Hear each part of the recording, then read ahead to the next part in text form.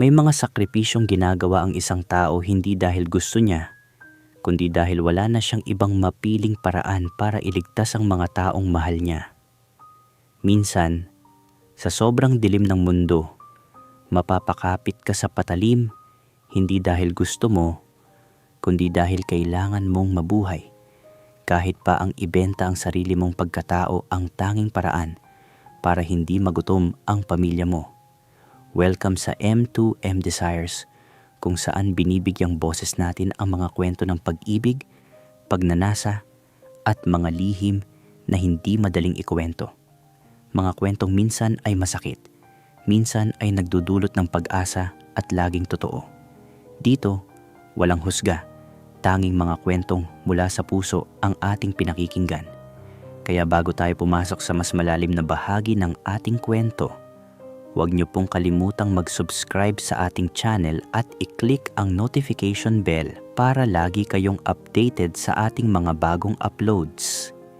I-like at i-share na rin ang video na ito para mas marami pa tayong mabigyang inspirasyon at boses. Bago ang lahat, isang malaking shoutout muna kay Danilo Saure mula sa San Carlos City, Pangasinan.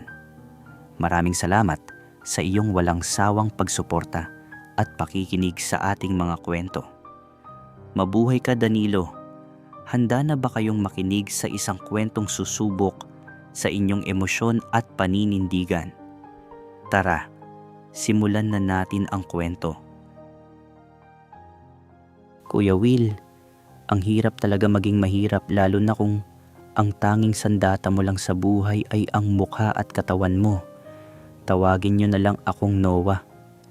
25 years old na ako. Dati, 4 kaming nakatira sa maliit naming dampa sa dulo ng palayan. Ako, ang kapatid kong si Lucas, at ang mga magulang namin. Simple lang ang buhay namin noon. Ang tatay ko ay magsasaka, at ang nanay ko naman ay nagtitinda ng gulay sa palengke. Hindi kami mayaman, pero nakakaraos naman kami araw-araw. Pero nagbago ang lahat nang magkasakit si nanay. Ilang buwan siyang naghirap sa sakit na hindi namin kayang ipagamot ng maayos dahil wala kaming pera. Hanggang sa isang gabi, tuluyan na siyang nawala sa amin. Hindi pa man kami nakakabawi sa lungkot. 1 taon lang ang lumipas nang maaksidente naman si tatay habang nagtatrabaho sa bukid. Nadaganan siya ng makina ng araro na ginagamit nila sa sakahan. Hindi na siya umabot ng buhay sa ospital. Doon nagsimula ang tunay naming laban sa buhay. Ako na ang naging parang magulang ni Lucas. Pinilit kong magtrabaho kung saan-saan para lang maipagpatuloy niya ang pag-aaral. Pangarap ko noon na makatapos siya at magkaroon ng mas maayos na buhay kaysa sa amin. Pero dumating ang punto na halos wala na kaming makain. Isang gabi, lumapit sa akin si Lucas. Halos pabulong ang boses niya sa sobrang hina. "Kuya, wala na tayong bigas. Yung huling pera na ibayad ko sa shop para sa research ko," sabi niya habang nakayuko. Alam ko ang pakiramdam na yun, Kuya Will. Yung sikmurang kumakalam sa gutom. Yung pakiramdam na parang kinakain ka ng takot at pangamba kung paano kayo mabubuhay kinabukasan. Dahil sabi ng mga tao, kahit lagi akong bilad sa araw sa bukid, may itsura pa rin daw ako. Lumabas ako ng bahay nung gabing iyon. Naglakad-lakad ako sa bayan hanggang makarating ako sa may pantalan. Madaling araw na ako nakauwi. May dala akong bucket ng fried chicken at mainit na kanin. "Saan galing to, kuya? Ang sarap," masayang sabi ni Lucas habang kumakain. Ngumiti lang ako. Pero sa loob-loob ko, parang dinudurog ang puso ko. Hindi niya alam na ang bawat kagat niya ay may kapalit. Doon sa pantalan, sa isang madilim na sulok, doon ko unang ibinenta ang katawan ko kapalit ng perang ipinambili ng pagkain na kinakain niya ngayon. Kuya Will, doon nagsimula ang pagkapit ko sa patalim. Ang katawan ko ang naging puhunan para lang hindi mamatay sa gutom ang kapatid ko. Doon ko nakilala si Jasper sa Pantalan. Ang pamilya niya ang nagmamay-ari ng isang manning agency na nagpapadala ng mga crew sa international vessels. Isang araw, dinalhan niya kami ng sako-sakong bigas at mga groceries. Noah, alam kong hirap kayo. Nakita kita sa Pantalan noon at alam kong mas malayo ang mararating mo kung bibigyan ka ng pagkakataon. Sabi niya habang nakatitig sa aking mga braso. Ramdam ko ang init sa mga mata niya, titig na hindi lang basta awa, kundi may halong pagnanasa. Jasper, napakalaking utang na loob nito. Hindi ko alam kung paano kita mababayaran. Sabi ko. Ngumiti siya ng may kahulugan. Huwag kang mag-alala. May scholarship ang agency namin para sa short-term maritime courses. Ilang buwan lang na training para sa certificates, basic safety training at standards of training, certification, and watchkeeping. At gagawin kitang messman sa isa sa mga barkong hawak namin. Ako na ang bahala sa lahat ng gastos. Pati allowance ni Lucas habang wala ka. Kuya Will, para akong nakakita ng langit. Hindi ko iniisip ang kapalit sa sandaling iyon. Pinili kong manahimik at tanggapin ang alok niya. Pero sa ilalim ng ngiti at kabutihan niya, may kakaiba akong naramdaman. Tila may bagay siyang hindi sinasabi. Isang lihim na parang nakaukit sa hangin, na sa huli ay magpapabago sa takbo ng buhay namin ni Lucas. Habang kumukuha ako ng training certificates, sinasabi ni Jasper na kailangan kong pumunta sa bahay niya tuwing gabi para sa coaching. Isang gabi, pinainom niya ako ng kaunting alak. Noah, kailangan mong matutong sumunod sa orders kung gusto mong magtagal sa barko.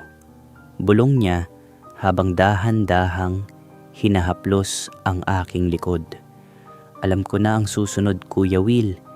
Hindi ako lumaban kasi iniisip ko ang kapatid ko at ang pangarap naming makaahon sa hirap. Sa loob ng maluwag na bahay niya sa bayan, sa ilalim ng malamig na aircon, hinubad niya ang aking t-shirt. Maganda ang katawan mo, Noah. Sayang kung sa bukid lang malalanta. Sabi niya, bago niya ako hinalikan ng mas matagal. Ramdam ko ang bigat ng bawat haplos niya. Parang hinihingi niya ang lahat ng kontrol. Tinanggap ko ito kahit ramdam ko ang kaba at pag-aalangan sa loob ko. Alam ko na ginagamit niya ang katawan ko bilang puhunan, ang tanging paraan para makasampa ako sa barko at magsimula ng bagong buhay. Ang bawat gabi na pumupunta ako sa bahay niya ay parang kabayaran sa bawat pirma niya sa mga papeles ko. Ang init na naramdaman namin ay hindi pag-ibig, kundi isang transaksyon. Ang tanging puhunan ko ay ang sarili kong katawan at ang pangarap naming makaahon sa hirap. Sa gitna ng lahat ng kadilimang iyon, si Leah ang naging sandigan ko. Kaibigan namin ni Lucas mula pa noong bata. Siya ang tanging taong nakakakita ng tunay na Noah. Hindi ang katawang ibinebenta ko sa gabi, kundi ang lalaking nangarap ng marangal na buhay para sa kapatid. Kahit hindi ko sinasabi sa kanya ang buong katotohanan, ang simpleng ngiti niya tuwing nagtatagpo kami ay tila nagsasabing may dahilan pa akong lumaban. Kuya Will, nakasampa na ako bilang messman. At sa wakas, medyo maayos na ang takbo ng buhay namin ni Lucas. Nakabili kami ng motor at malapit na siyang makatapos sa pag-aaral. Pero tuwing bakasyon ko, hindi ko pwedeng tanggihan si Jasper. Isang gabi, nag-celebrate kami sa bahay kasama si Leah at Jasper. Sa loob ng maraming buwan, naging higit pa siya sa kaibigan. Siya ang dahilan kung minsan ay naiisip ko na kaya ko pang iligtas ang sarili ko. Parang may hinaharap pa akong malinis at marangal. Balak ko na siyang pakasalan kapag naipon ko na ang sapat na pera. Masaya sana ang gabi. Pero si Jasper na tumatayong company representative ng agency ay halatang seloso. Sa harap ni Leah, Pilit niya akong inaangkin sa pamamagitan ng mga titig at hirit. Noah, tandaan mo kung sino ang nag-angat sa iyo. Bulong niya sa akin sa kusina habang mahigpit ang hawak niya sa bewang ko. Dahan-dahang hinalikan niya ako sa leeg at balikat. Ramdam ko ang bigat at init ng kanyang kamay, halo ang kaba at takot sa loob ko. Hindi ko alam kung paano tumugon, kaya nanahimik na lang ako, puno ng hiya at kaba. Pero sa ilalim ng lahat ng iyon, may kakaibang lamig sa kanyang mga mata, Kuya Will. Parang may hinahandang mas malalim na kontrol, isang bagay na mas mabigat pa kaysa sa simpleng selos o paghahangad. Hindi ko noon alam, pero iyon ang unang hint na may susunod na mas madilim na kabanata sa aming dalawa. Isang kabanata na susubok hindi lang sa aking pangarap, kundi pati sa aking katawan at tiwala sa sarili. Hindi namin alam, nakita pala kami ni Lucas. Halos natigilan siya nang makita si Jasper na mahigpit akong hinahawakan at hinalikan sa leeg. Kuya, ano to? Tanong niya. Nanginginig ang boses. Halata sa mukha niya ang pagkabigla at pagkadismaya. Tumahimik lang ako at umiling. Ramdam ang lungkot sa dibdib ko habang lumalayo siya. Lumaya si Lucas nung gabing iyon sa gitna ng malakas na ulan. Dala ang motor na bunga ng aking pagseserbisyo. At iniwan ako sa alon ng guilt at panghihina ng loob. Habang hinahanap ko si Lucas, tinawagan ako ni Jasper. Noah, pumunta ka rito sa bahay. May bago kang lineup, pipirmahan mo na, sabi niya. Kahit nag-aalala ako kay Lucas, pumunta ako dahil kailangan ko ang trabaho para sa amin. Pagdating ko doon, muling naganap ang init, isang tagpo na puno ng puot at pangangailangan. Ramdam ko ang bigat ng bawat himas niya at ng presensya niya. Habang magkayakap kami sa kama, biglang tumunog ang phone ko. Isang tawag mula sa ospital. Si Lucas, na aksidente sa highway. Nabangga siya habang nagmamaneho ng mabilis dahil sa galit at kalituhan. Kumaripas ako papunta sa ospital pero huli na. Pagdating ko, wala na ang kapatid ko. Kuya Will, gumuho ang mundo ko. Ang taong pinag-aalayan ko ng lahat ng sakripisyo ko nawala dahil sa lihim na itinago ko. Namatay si Lucas na ang huling tingin sa akin ay puno ng pandidiri. Doon ko naisip na ang bawat perang kinikita ko ay may kasamang sumpa at ang lahat ng ginawa kong kompromiso ay may napakabigat na kapalit. 3 buwan akong hindi makaalis sa bahay namin. 3 buwang nakaupo lang ako sa tabi ng higa ni Lucas. Walang laman, malamig, at amoy ng lumang kumot na dati ay ayaw niyang palitan. Tiningnan ko ang sulok kung saan siya palaging nag-aaral. Ang mga libro pa rin na nakasiksik sa kahon. At ang lumang kaha ng lapis na regalo ko sa kanya noong bata pa kami. Si Leia ang nagdadala ng pagkain sa akin noon. Siya ang nagpapaalala na kailangan ko pa ring huminga.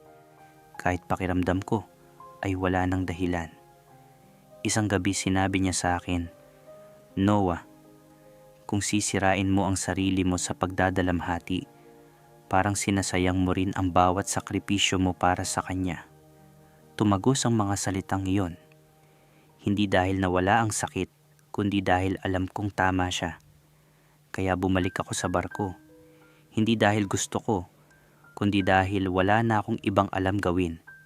Sa barko, hindi mo kailangang harapin ang katahimikan ng isang kwartong puno ng alaala. Laging abala, laging may dalahin, laging may kargahin. At sa sandaling iyon, okay lang iyon para sa akin. Pero nagkataon na may inspection visit ang agency. Sumama si Jasper bilang company representative para masubaybayan ako.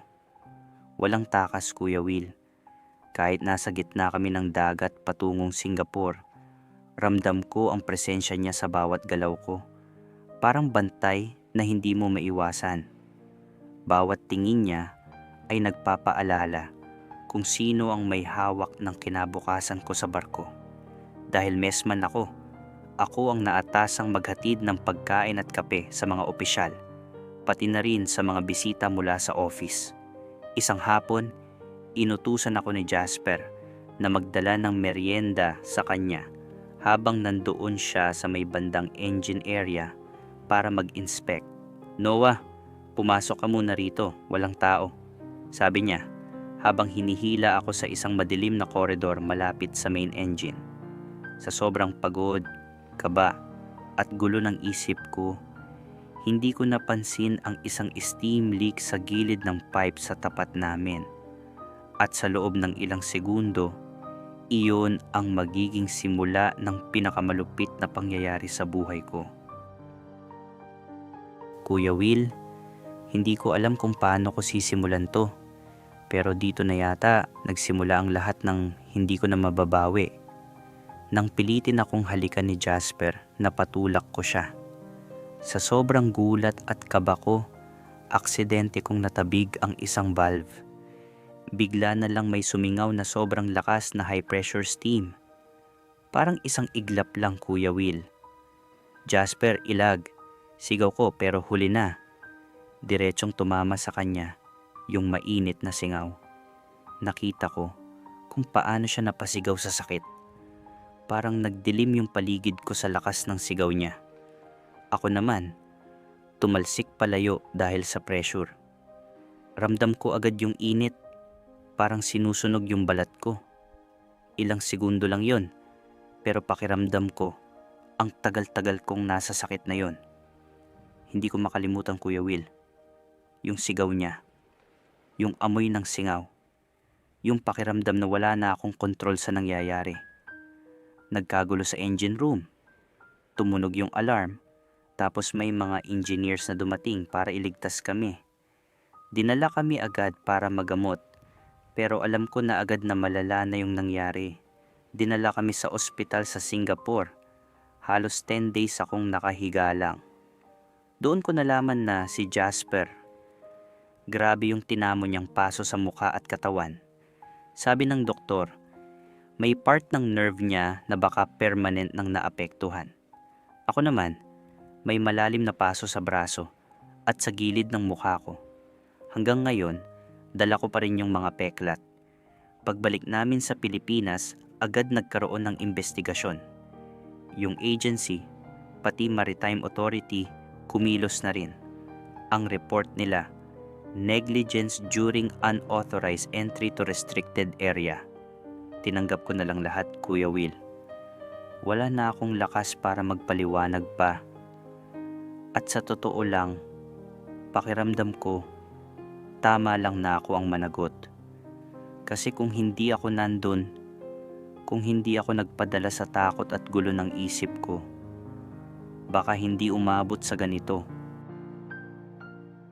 Kuya Will, dito na siguro nagtatapos ang kwento ko. Tinanggalan ako ng lisensya. Wala na akong babalikan sa pagiging marino. Ngayon, nagtatrabaho na lang ako bilang tagalinis sa pantalan ng bayan namin. Parehong pantalan kung saan nagsimula ang lahat at kung saan unti-unting nawala yung dating ako. Wala na yung mukhang piyolo na ipinagmamalaki ko noon. Pinalitan na siya ng mga peklat sa braso, sa muka. Parang bawat marka, may kwento ng pagkakamali ko. Pero ang pinakamabigat na peklat, Kuya Will, hindi mo makikita sa labas. Nasa loob siya, nasa dibdib ko, at araw-araw ko siyang dala. Tuwing umaga, habang naglilinis ako sa pantalan, napapadaan ako sa dati naming tambayan ni Lucas noong mga bata pa kami. Doon kami tumatakbo, naglalaro, nangangarap. Naalala ko pa yung unang beses na nakita niya yung motor. Sobrang saya niya. Paikot-ikot siya, hinahawakan niya yung manibela na parang may malaking naabot na siya. Ang simple lang ng kaligayahan niya noon. Naalala ko rin yung mga pangarap niya. Gusto niyang maging engineer. May mga libro pa siya noon na nakatago sa kahon. Kahit gipit kami, pilit niyang iniingatan yun. At yung boses niya tuwing gabi, Mahina lang pero rinig ko. Kuya, wala na tayong bigas. Kuya Will, lahat ng ginawa ko para sa kanya. Lahat ng tiniis ko para sa kanya. Pero sa huli, siya pa rin ang nawala. Hanggang ngayon, hindi ko pa rin matanggap. Sa tuwing tumitingin ako sa salamin, hindi ko na nakikita yung dating ako. Hindi na ako yung marino na may pangarap. Ang nakikita ko na lang, isang lalaking nawala ang sarili kapalit ng mga desisyong hindi na mababawi. Isang lalaking nagkamali. Kuya Will, kung may matututunan man sa kwento ko, sana wag niyo akong tularan. Hindi nasusukat sa pera o posisyon ang tunay na tagumpay. Mas mahalaga pa rin ang malinis na konsensya at marangal na trabaho. Kasi yung dangal at prinsipyo, kapag nawala, mahirap nang ibalik. At minsan, gaya ng nangyari sa akin, huli na ang lahat bago mo pa maintindihan. Diyan po nagtatapos ang kwento ni Noah. Isang kwentong nagsimula sa pagmamahal sa kapatid, pero nagtapos sa isang trahedyang habambuhay na mag-iwan ng peklat, hindi lang sa mukha kundi sa kaluluwa. Nakakanginig ng laman ng kwentong ito, Noah. Alam mo, naiintindihan ko ang bigat ng sikmurang kumakalam at ang hapdi ng makitang nagugutom ang mahal mo sa buhay. Pero dito natin makikita na ang shortcut sa buhay madalas ay may short circuit na sumasabog sa huli. Ginamit ka ni Jasper, oo, pero hinayaan mo ring maging bayad ang iyong dangal para sa isang pangarap na itinayo sa maling pundasyon. Napakasakit na ang huling alaala sa iyo ng kapatid mo ay puno ng pandidiri. Pero tandaan mo, Noah, ang mga peklat mo ngayon ay hindi lang tanda ng iyong pagkakamali. Tanda rin iyan na nakaligtas ka para maitama ang iyong buhay. Moral lesson ng kwento: ang tunay na pag-ahon ay hindi nakukuha sa pagbebenta ng sarili. Ang dangal natin ay parang salamin. Kapag nabasag, mahirap nang mabalik sa dati. Huwag nating ipagpalit ang ating prinsipyo para sa material na bagay, dahil ang perang galing sa maling paraan ay may kaakibat na sumpa na minsan ay buhay ang nagiging kabayaran. Noah, wala na si Lucas, pero ang buhay mo ay nariyan pa. Ang paglilinis mo sa pantalan ngayon ay isang paraan ng paglilinis sa iyong nakaraan. Tanggapin mo ang mga peklat mo ng may pagpapakumbaba. Huwag mong hayaang kainin ka ng sisi. Sa halip, gawin mong inspirasyon ang alaala ni Lucas para mamuhay ng marangal, gaano man ito kahirap. Hindi pa huli ang lahat para maging isang bagong tao. Para sa ating mga listeners, kayo mga ka-desires, anong masasabi ninyo sa naging desisyon ni Noah? Kung kayo ang nasa kalagayan niya na walang-wala na, kakapit din ba kayo sa patalim para sa inyong pamilya? O may iba pa kayong maipapayo para sa mga taong kasalukuyang dumadaan sa ganitong pagsubok? I-comment nyo ang inyong mga saloobin sa ibaba, dahil dito sa M2M Desires, mahalaga ang inyong boses. At bago tayo tuluyang magpaalam, kung nagustuhan nyo ang kwentong ito, huwag kalimutang i-like ang video na ito. Mag-subscribe na rin kayo sa ating YouTube channel at pindutin ang notification bell para hindi kayo mahuli sa susunod nating mga mapupusok at madadamdaming kwento. Hanggang sa muli, ito ang inyong lingkod, Kuya Will, nagpapaalala. Ang pag-ibig ay dapat nagpapalaya, hindi nagpapakulong sa kadiliman. Maraming salamat at hanggang sa susunod na confession dito sa M2M Desires.